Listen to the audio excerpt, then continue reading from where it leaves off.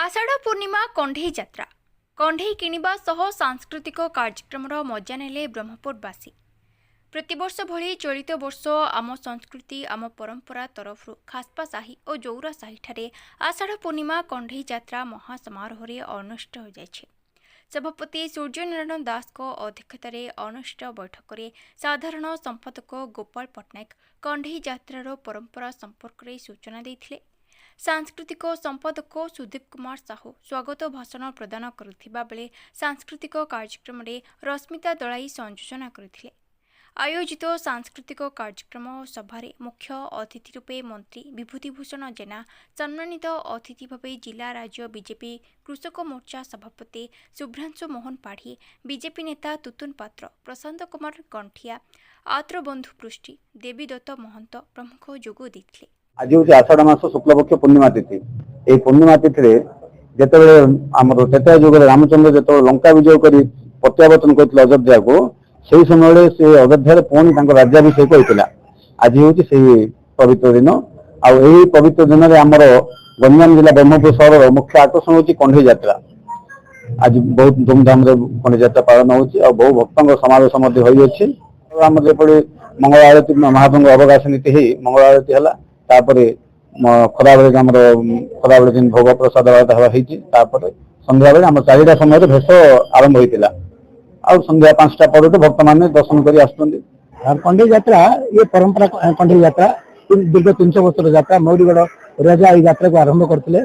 परवर्ती समय ये यात्रा लोप पाई आम संस्कृति आम परंपरा बर्तमान ए 17 वर्ष है कार्यक्रम चल अर्थ हूँ आगे जो कंढेई यात्रा बजार करने मोहरीगढ़ राजा यही अंचल लोक व्यवसाय करने माटी चीनी काठ नड़ा पत्र कंढेई होते किंतु आज लोप पाई आम कि जो चीनी सिरा माटी सिरा कंढेई जो मैंने कारीगर अच्छा प्रसन्न कर मंच पर स्वागत कर संवर्धन कर सहित आज परंपरा को बचाई लोककला सरकार तरफ कुछ लोककला अच्छे सहित आम गंजाम जिला जिते सब शिल्पी अच्छा से निमंत्रण कर छोट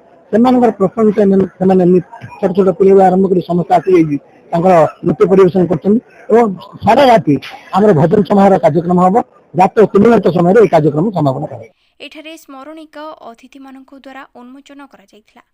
समस्त सांबादिक मानक कमिटी तरफ एठारे सम्मानित करा जायथिला। एही यात्रा रे प्रबल भिड़ को दृष्टि रखी ब्रह्मपुर एसपी डॉक्टर श्रवण विवेक एम को निर्देश क्रमे बड़बजार थाना पुलिस तरफ समस्त प्रकार सहयोग जोगाई दिया जायथिला। महानगर निगम और जिला प्रशासन तरफ सहयोग मिलता।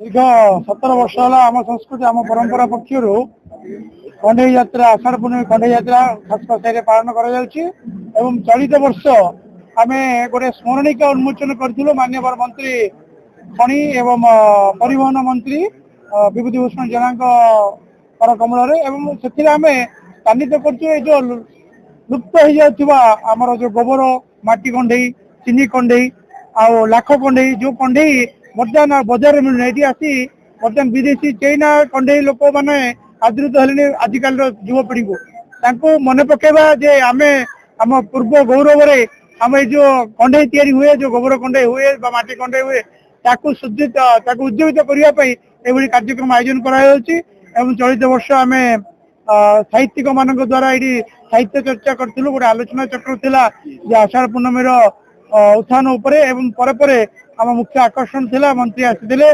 उन्मोचन कले सांस्कृतिक कार्यक्रम अहोरात्रि चलो जो ये खासपास जोरासे नृत्य मंदिर भितर आम जो 13 गोटी मंदिर अच्छी विभिन्न वेश जोधा जगन्नाथ आमर पटाभिषेक पड़ती महापुरी ठाकुरी अन्नपूर्णा वेश पड़ती नृत्य महापुर नृत्य अवतार लक्ष्मी नारायण लक्ष्मी अवतार अहोरात्रि मंदिर खोल समस्ते आसी दर्शन करती जो पुराना परंपरा अच्छी जे घरे गोटे झील जदि अच्छी कुंडई कि रखा जाए से शाशुघर गले यहाँ दि जाए जे तार पिला छुआ जो हम जे तार आम ए माटी को से परिचित कर लोक कंढेई यात्रा बहुत इतिहास बहन कर 200 वर्ष अधिक हम ଖାସପା ସାହିରେ ପାଳନ ହଉଛି ମନ୍ଦିର ମାଳିନୀ ସାହି।